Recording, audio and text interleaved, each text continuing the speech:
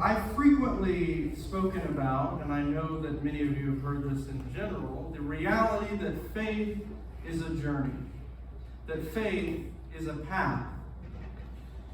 How many of us here have seen the show The Mandalorian? So some of us.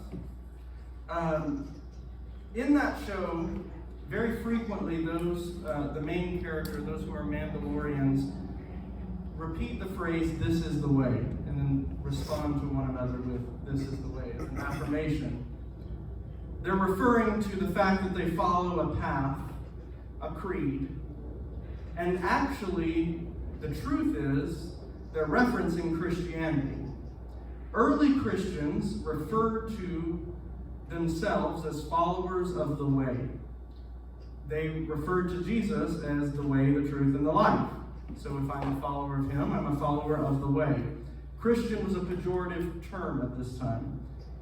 As we look to that, I am often reminded when I'm in grief counseling, doing my chaplaincy work, of the way when people talk about God moments. How many of us have ever heard of that term, God moments?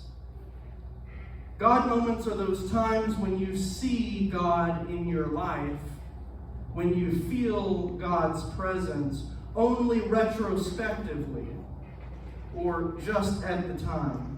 And then it's just like, oh, it clicks. It's an epiphany, which again, as we've talked about, the word epiphany is rooted in revelation and when God is revealed to us. In our moments of epiphany, our God moments, we see God's presence.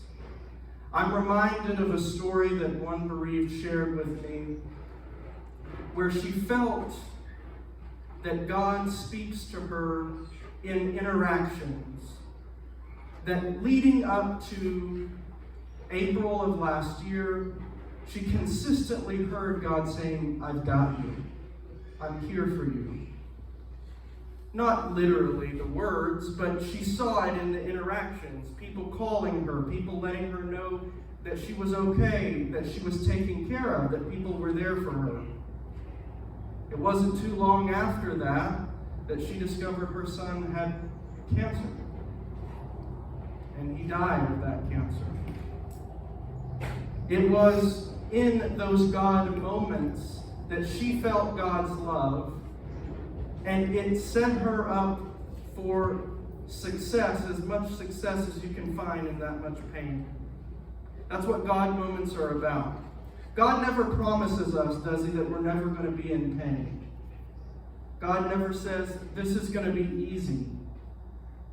God moments are the ways that God communicates to us that even though things are not easy right now, I'm here for you.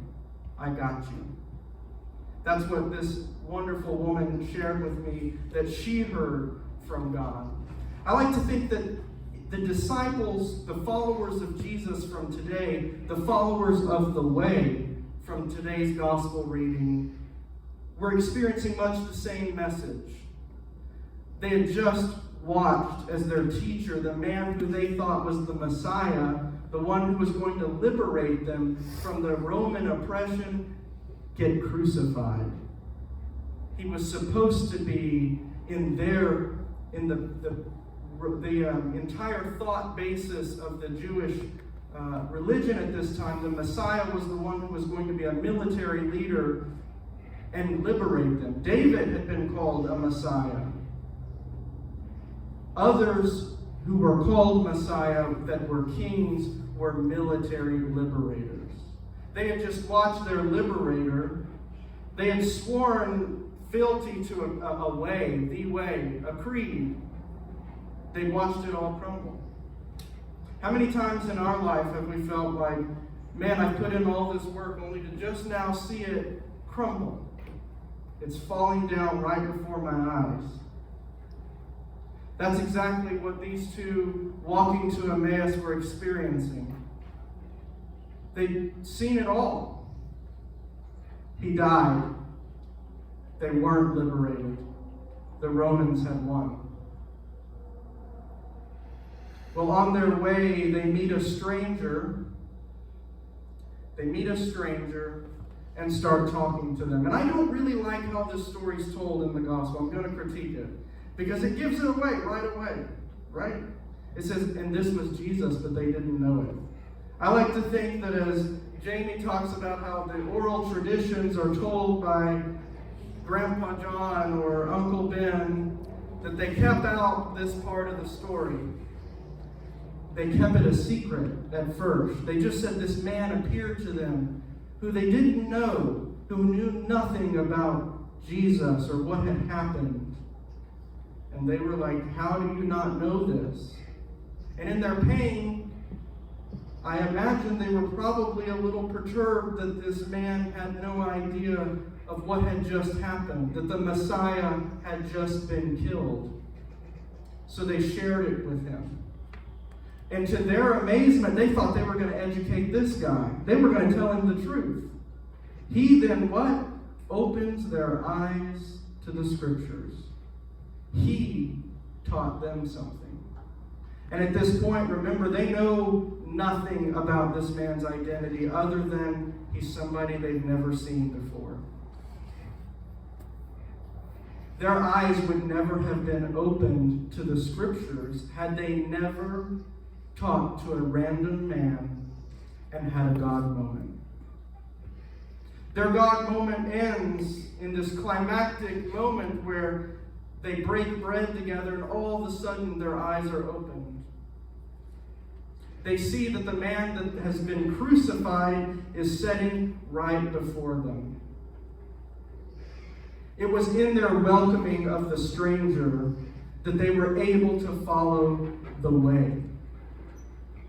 It was in their opening up their home to another, to a stranger, that they were able to find the truth that they had been looking for so long. Their Messiah wasn't gone. Much like the story that I shared with you of a woman who lost her son earlier, our God moments, the God moments in Luke, are there for us to show us the way, to light a path, to remind us that God is still here. As we walk in our lives, as we leave the church, it's important to remember the God moments aren't just here at Eucharist. They're not just here when we say a prayer at night. They're not just there when we say the rosary. Their walk to Emmaus had nothing to do with religion. My dear friend's drive, when she received a phone call letting her know that somebody was there for her, had nothing to do with religion. And yet all of these are God moments. Sometimes God moments are best felt outside of a religious space.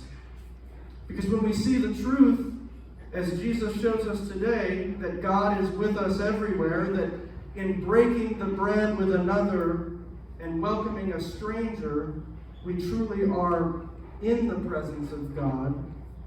We are enlightened to the ultimate truth. That following the way has nothing to do with religion and everything to do with compassion, love, kindness, and a welcoming heart. Amen? Amen.